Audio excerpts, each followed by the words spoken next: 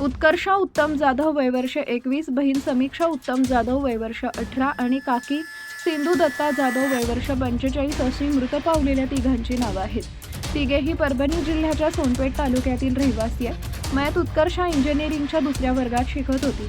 तिला 15 दिवसांपूर्वी पुण्यातील एका नामांकित कंपनीत जॉब मिळाला होता. पहिला जॉब मिळाल्यानं उत्कर्षा खुश होती. दरम्यान शनिवारी रविवारी सुट्टी असल्यानं ती परभणीला आपल्या गावी आली होती. घरी आल्यानंतर ती आपली बहीण समीक्षा आणि काकीसह सोनपेठ तालुक्यातील मोहळा इथं गोदावरी नदी पात्रात कपडे धुण्यासाठी गेली होती. मात्र एका तरुणीच्या हातातील शॅम्पूच्या 10 पुड्या अचानक निसटून पाण्यात वाहून जाऊ लागल्या.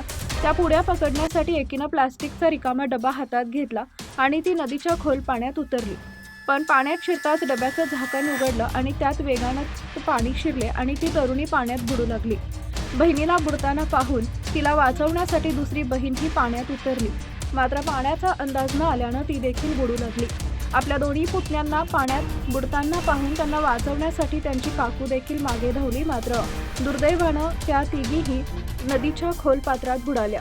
काही वेळानंतर ग्रामस्थांच्या मदतीनं उत्कर्षा, समीक्षा आणि सिंधू या तिघींचे मृतदेह पाण्यातून बाहेर काढण्यात आले. या तिघींच्या अकाली मृत्यूमुळे जाधव कुटुंबावर दुःखाचा डोंगर कोसळला. अवघ्या 15 दिवसापूर्वी बड्या कंपनीत नोकरी मिळालेल्या तरुणीचा अशा प्रकारे अंत झाल्यानं गावात हळहळ व्यक्त केली जाते.